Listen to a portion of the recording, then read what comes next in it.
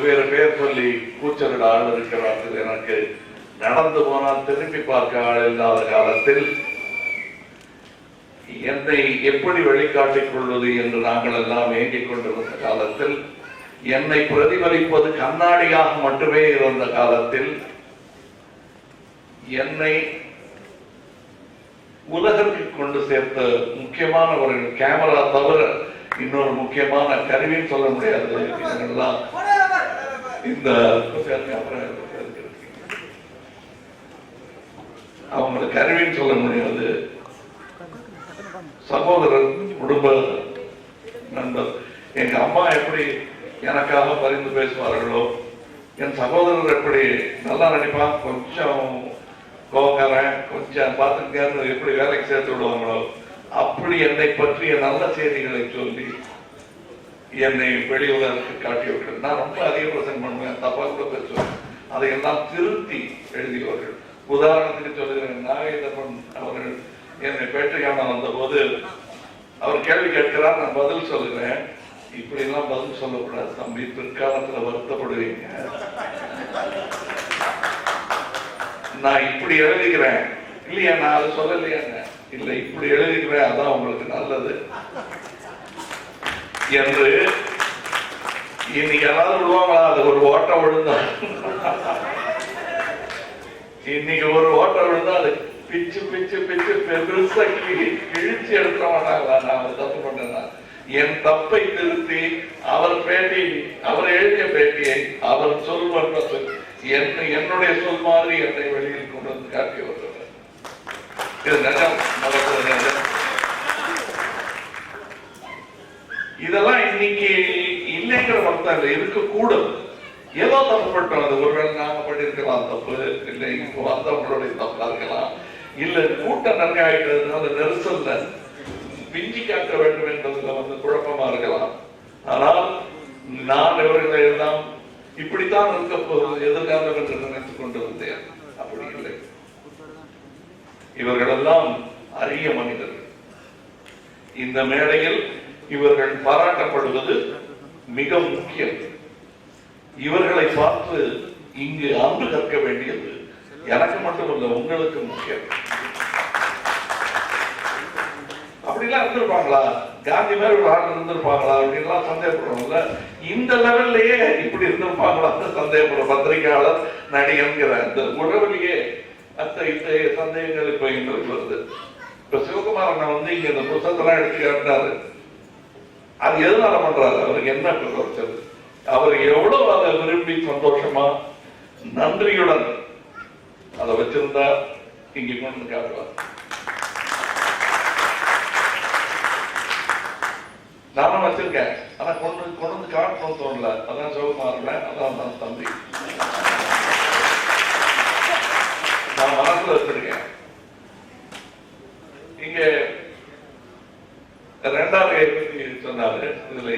இதுல மூத்தது இளையறது என்னது, கடல் வீரத்தில் குஞ்சென்றும் மூப்பென்றும் இல்லை. வருஷப்படி பார்க்காம நான் பார்க்கிற போது சொல்றேன். நான் ரெண்டாவது அவர்கள் ஒரு பாட்டு சொன்னார், லவ் இஸ் மை டார்லிங். அந்த பாட்டுக்கு உதவி நடன இயக்குனராக இருந்தவன் தான்.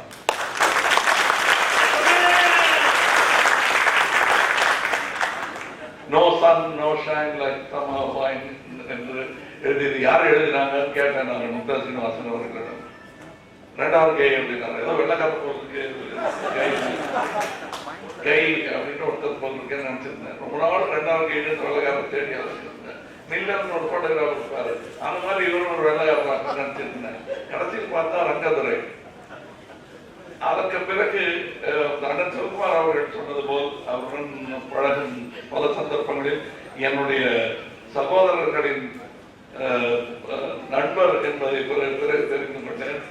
வக்கீல் கூட.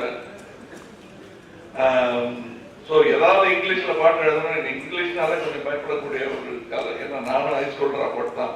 இவங்க எல்லாம் பார்த்துதான் இப்படி எல்லாம் பேசுறாங்களே, இது மாதிரி நாம ஏன் பேசக்கூடாது என்று இவர்களை போன்றவர்களுடைய நட்பு, இவர்கள் எழுதுவதையெல்லாம் படித்து கொஞ்சம் கொஞ்சமாக கற்றுக்கொண்டு வந்ததுதான் நாம் என்று பேசும் பேச்செல்லாம். இன்னொரு முக்கியமான மனிதர் திரு சம்பத்குமார் அவர்கள். அவர் எப்படி என்ன தேடி பிடிச்சார் எனக்கு ஞாபகமே இல்லை. அதாவது ரிலையன்ஸ் ரோட்ல இருக்கேன், இவர் தான் சம்பத்குமார் போட்டோ எடுக்கணுங்கிறாரு. அப்போ போட்டோ போட்டுருவாங்க பேசும் இடத்துல ஒரு நீல சட்டை எனக்கு ஞாபகம் இருக்கிறது. எப்படி சிவகுமாரனுக்கு அந்த மஞ்சள் சட்டை ஞாபகம் இருக்கு, அந்த மாதிரி ஒரு நீல சட்டை. எங்க அம்மாட்ட சொல்லிட்டு ரெடியா நீங்க வந்துருங்க, அங்க ஒருத்தர் இருப்பாரு போட்டோ எடுப்பாரு, நீங்க வந்துடுறீங்களா, எப்படி வர போறீங்க அப்படின்னாரு. பெரிய மோட்டார் பைக் ஒண்ணு அது நிறுத்திக்கிட்டே கேட்டாரு. நான் பஸ்ல வந்தேன், வந்துடுறேன் சார் நான். அப்புறம் டாக்ஸின்னு சொல்லியிருக்கலாம் கவர்மெண்ட் அப்படின்னு. அவர் அதெல்லாம் கேட்டுக்கல. ஐயா அங்க வரும்போது வாடி வைக்க தம்பி பின்னாடி உட்காந்து என்ன மோட்டார் பைக்கில் வச்சு கொண்டு போய் சேர்த்தாரு. இறங்கினதான் அவருக்கு ஞாபகம் இருக்கும். இறங்கினதான் மாடியில சீப்பு இருக்கு, ஃபர்ஸ்ட் கண்ணாடியில தலையான மோட்டார் பைக்கில் பறந்துருச்சு. அங்க ஜேவி என்ற ஒருவரை விட்டு போட்டோ எடுக்க விட்டாரு. அதுல வந்து எனக்கு எல்லாருமே அங்க இருந்த போட்டோகிராஃபர்ஸ் எல்லாம் என்னுடைய ஃப்ரெண்ட் ஆனாங்க. கிருஷ்ணாராவ் அவங்க எல்லாம். ஸோ பேசும்பட ஆஃபீஸ்க்குள்ள போறது வந்து அது ஒரு ஆஃபீஸ் மாதிரிலாம் நினைக்காம எப்போனா நாங்கள் அந்த பக்கம் போகும்போது திரும்பி உள்ள போலாங்கிற மாதிரி ஒரு உணர்வு. அதே ஒரு உணர்வை எனக்கு கொடுத்தது பொம்மையாகும். என்னை வந்து சிவகுமார் அண்ணனை எப்படி அவர்கள் வந்து படம் வரைய சொல்லி அப்படிலாம் எனக்கு அதெல்லாம் வரைய வராது. அதனால எனக்கு என்ன வருங்கிறத பார்த்து எனக்கு எழுத வருவது போல் அவருக்கு ஒரு சந்தேகம் ஏற்பட்டிருக்கிறது. எனக்கு ஏற்படல, அவருக்கு ஏற்பட்டிருக்கு. நீங்க பொம்மையில எழுதணும் அப்படின்னாரு. என்ன எதை பத்தி ஒண்ணு எழுதுங்கன்னு ஒரு பக்கத்தை எனக்கு கொடுத்திருந்தார்கள். நானும் இஷ்டத்துக்கு என்ன வேணா எழுதுவேன், எதையுமே அவர் தடுத்தது கிடையாது, வேண்டாம்னு சொன்னது கிடையாது. விமர்சனத்துக்குரிய விஷயங்கள், பல பேர் கோவப்படக்கூடிய விஷயங்கள், ஏதோ ஒரு எனக்கு நிறத்திலிருந்து அமர் அக்பர் ஆண்டனி என்ற படத்தை கோபமாக கிழித்து ஒரு விமர்சனம் கூட எழுதிக்கிறேன். பொம்மையில ரொம்ப திட்டாம கொஞ்சம் கம்மியா சொல்லுங்க, ஏன்னா எங்க பாலிசி யாரையும் திட்டக்கூடாதுன்னு அதை மட்டும்தான் திருத்தம் சொன்னாங்க. என்னுடைய எழுத்து வெளிப்படுவதற்கும் நான் எழுத்தாளன் என்பதை உலகத்துக்கு காட்டுவதற்கும் என் போட்டோ போடுவாங்க, பக்தா வருவாரு. அதுல சிவகுமாரனுடைய சந்தோஷம் எனக்கு முழுவதுமாக புரிகிறது. அந்த போட்டோவை பார்த்து கண்கலங்கிய நாட்கள் வந்துச்சு இல்ல போட்டோ. அதெல்லாம் பார்த்து போவேன். இந்த போட்டோல கொஞ்சம் இப்படி திரும்பி நின்றுட்டோங்க, இனிமே ஜாக்கிரதையா இருக்கணும், இனிமே வாய்ப்பு வருமா, வரும்போது ஜாக்கிரதையா இருக்கணும் என்றெல்லாம் நினைத்து இன்று இத்தனை போட்டோகிராஃபர்கள் எங்க நினைச்சாலும் போட்டோ நாங்களே கூட எடுத்துக்கலாம் அப்படி போட்டோ இப்படி எல்லாம் வந்துருச்சு. பட் இத்தனையும் கடந்து இவர்கள் எங்களுக்கு காட்டிய அன்பு அதை வந்து மறக்கவே முடியாது. அதற்காக நீங்க இவர்களுக்கு செய்யும் இந்த உதவி, செய்யப்பட வேண்டிய உதவி, அது வேறு விஷயம். இன்னொரு நண்பர்கள் சொல்றதா, மூத்தவர்கள் சொல்றதா, பெரியவர்கள் சொல்றதா தெரியல, கடைசியா வச்சிருக்கேன். என்ன, எங்கள் தமிழ் திரையுலகத்தின் ஆர்கைவல் ஹேபிட்ஸ் இன்னும் வரல. தமிழ் திரையுலகத்துக்கு இன்னும் பத்திரிகை ஆபீசர்ஸ்க்கே பல பேருக்கு வரல. ஆர்கைவ் பண்ண வேண்டும் என்ற எண்ணம் கொண்டவர் சொல்லியிருந்தான். யாருகிட்ட பண்ணாலும் அது வந்து அது பரோகாரம் அவர் செஞ்சது. எப்ப கேட்டாலும் நாலாம் மந்தியெல்லாம் எல்லா சின்ன சின்ன போட்டோ என் வீட்டுல நான் எடுத்த போட்டோவே தொலைச்சிட்டு பிலிப்பின்ஸ் ஆனந்தனோட இருக்கும்னு நம்புவோம். அது இருக்கும், எப்படி பிடிச்சாலும் தெரியாது. அதை வச்சிருந்தாரு. அவருக்கு கொடுக்கப்பட வேண்டிய மரியாதை இன்று கொடுக்கப்பட்டாலும் கொடுக்கப்பட வேண்டிய மரியாதை கொடுக்கவே விடவில்லை என்பதுதான் என்னுடைய குறை. இதெல்லாம் சும்மா ஏதோ நாங்கள் சொல்றதா, அவரு ஒரு மனக்குறையோடு தான் இருக்கிறார் என்பது எனக்கு தெரியும்.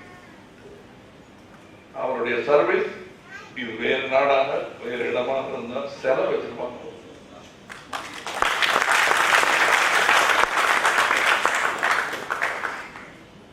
என்னால் இப்படி வாய்ப்பு வச்சுதான் பேச முடியுது. ஒரு விழா எடுத்த என்னுடைய பத்திரிகையாளர் சங்க நண்பர்களுக்கு நன்றி சொல்ல கடமைப்பட்டிருக்கிறேன்.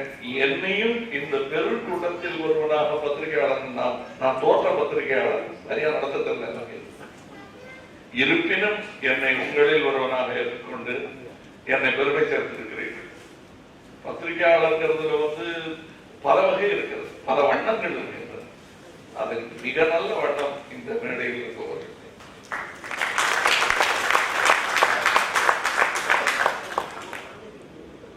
இங்க அந்த சின்ன பொண்ணு பள்ளத்தூர் அம்மா, அவங்களை பற்றி சொல்லாம இருக்க முடியாது. கலைஞர்களுக்கே உரித்தான ஒரு விஷயம். அவங்களெல்லாம் சும்மா நீங்க கட்டி போட்டுலாம் வைக்க முடியாது. கூட்டம் பார்த்தா பர்ஃபார்ம் பண்றேன்னு பர்ஃபார்ம் பண்ணிக்கிறாங்க. இது ஸ்பீச் அல்ல, அவங்களுக்கு சந்தோஷம். இந்த கரகோஷத்தை விட பெரிய சம்பளம் நீங்க கொடுத்துட முடியாது. அதுக்குதான் அவங்க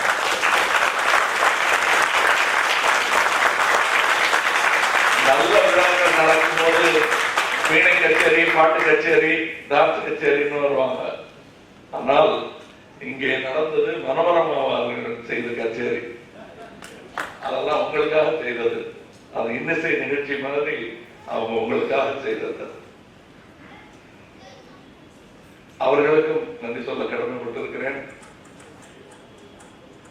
என்னால் என்பது இங்கே அறிவிக்க கடமைப்பட்டிருக்கிறேன்.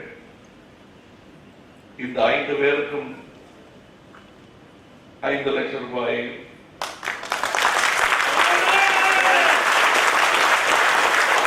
இந்த பத்திரிகையாளர் சங்கத்தின் மேம்பாட்டிற்காக 1 லட்சம் ரூபாய் கொடுக்க கடமைப்பட்டிருக்கிறேன். என்ன பெயரு என்னன்னு சொல்லிட்டீங்கன்னா அதெல்லாம் போட்டு உங்க ஆபீஸ் வந்து சேரும். அது